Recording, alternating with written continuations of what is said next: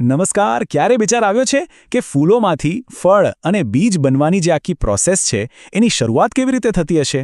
વેલ, આજે આપણે એ જ જાદુઈ પ્રક્રિયાના એક ખૂબ જ મહત્વના સ્ટેપને એકદમ નજીકથી માઇક્રોસ્કોપની નીચે જોવાના છીએ. આપણે જોઈશું કે પરાગાસન પર પરાગનલિકાનો વિકાસ કેવી રીતે થાય છે. ચાલો આ રસપ્રદ દુનિયામાં જઈએ. ઓકે, તો આ આખી વાતને આપણે સ્ટેપ બાય સ્ટેપ સમજીશું. સૌથી પહેલાં આપણે જોઈશું કે આ પ્રયોગનો હેતુ શું છે. પછી જોઈશું કે કયો સામાન જોઈશે. પછી આખો પ્રયોગ કરીશું. પછી માઇક્રોસ્કોપમાં શું દેખાય છે એ જોઈશું. અને છેલ્લે સમજીશું કે આ બધું આટલું ઇમ્પોર્ટન્ટ કેમ છે. તો શરૂ કરીએ. તો સૌથી પહેલો સવાલ, આપણે આ પ્રયોગ કરી શા માટે રહ્યા છીએ? આ નાનકડી પરાગનલિકા પાછળ એવું તો કયું મોટું વિજ્ઞાન છુપાયેલું છે? ચલો સૌથી પહેલા એના કેમ અને શુંને સમજીએ. આપણા આજના પ્રયોગનો જે હીરો છે એ છે પરાગનલિકા. સિમ્પલ ભાષામાં કહીએ તો આ એક નાનકડી ટનલ જેવી રચના છે. એનું કામ શું? તો કે પરાગરજમાંથી નીકળીને નરજન્યુઓને છેક અંડક સુધી પહોંચાડવાનું.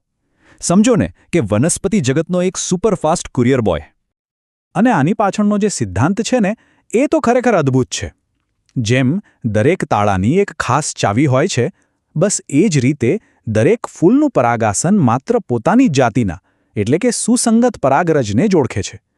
જ્યારે એ રાઈટ પરાગરજ રાઈટ પરાગાસન પર આવીને બેસે છે ત્યારે જ આ પરાગનલિકા બનવાની શરૂઆત થાય છે.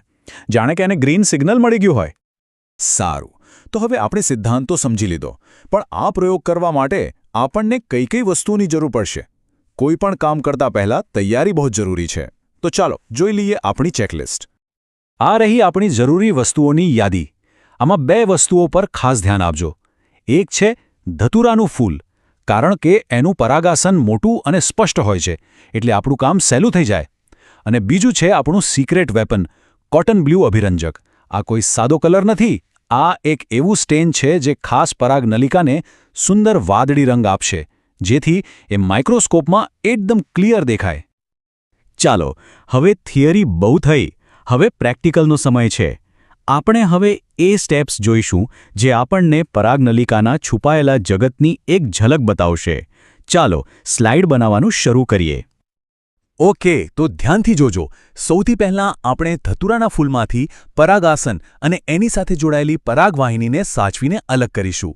પછી એને થોડીવાર માટે હૂંફાળા પાણીમાં મૂકીશું, જેથી એ થોડું નરમ પડે. અને હવે આવે છે જાદુઈ સ્ટેપ. આપણે એને કોટન બ્લુ સ્ટેનમાં 3 થી 5 મિનિટ માટે ડૂબાડી દઈશું. આ સ્ટેન પરાગનલિકાની દિવાલોમાં શોષાઈ જશે અને તેને વિઝિબલ બનાવશે. હવે આપણો જે રંગીન નમૂનો છે એને સ્લાઇડ પર મૂકવાનો. એના પર પાણીનું એક ટીપું નાખીને જે એક્સ્ટ્રા કલર હોય એને સાફ કરી નાખવાનો. હવે આવે છે સૌથી અગત્યનું અને નાજુક કામ. એના પર કવર સ્લિપ મૂકીને સોયની મદદથી હલકું એવું દબાણ આપવાનું. આ દબાણથી પેશીઓ ફેલાઈ જશે અને આપણને પરાગનલિકાઓ સ્પષ્ટપણે જોવા મળશે. બસ આપણી સ્લાઇડ માઇક્રોસ્કોપમાં જોવા માટે એકદમ તૈયાર છે.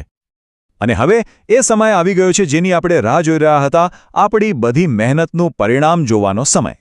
સ્લાઇડ તૈયાર છે, માઇક્રોસ્કોપ સેટ છે, તો ચાલો માઇક્રોસ્કોપની આંખથી જોઈએ કે અંદર શું ચાલી રહ્યું છે.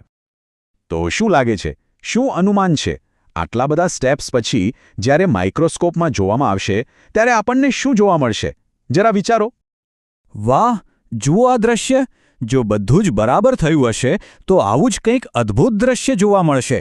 પરાગાસનની સપાટી પર ચોંટેલા અસંખ્ય પરાગરજ અને એમાંથી નીકળતી વાદળી રંગની પાતળા દોરા જેવી લાંબી લાંબી રચનાઓ.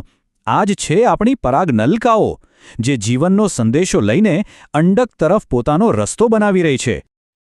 તો આ જે અદ્ભુત દ્રશ્ય આપણે જોયું એનો અર્થ શું છે? આ અવલોકન પરથી આપણે શું તારણ કાઢી શકીએ અને વનસ્પતિઓના જીવન માટે આ નાનકડી પ્રક્રિયા આટલી બધી મહત્વની કેમ છે? આનો સીધો અને સરળ મતલબ એ છે કે પરાગાસન પર પરાગરજનું સફળતાપૂર્વક અંકુરણ થાય છે અને એમાંથી પરાગનલિકાનો વિકાસ થાય છે. આ એકદમ જરૂરી છે. આ પરાગનલિકા વગર નર અને માદા જન્યુ ક્યારે મળી જ ન શકે. અને જો એ ન મળે તો ફલન ન થાય. અને ફલન ન થાય તો કોઈ ફળ નહીં બને, કોઈ બીજ નહીં બને અને કોઈ નવી પેઢી પણ નહીં આવે. અને આ વાત આપણને એક બહુ મોટા સવાલ પાસે લાવીને ઊભી રાખે છે.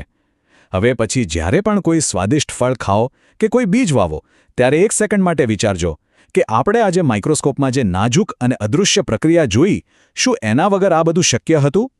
પ્રકૃતિના આવા નાના નાના ચમત્કારો ખરેખર અદ્ભુત છે, ખરું ને?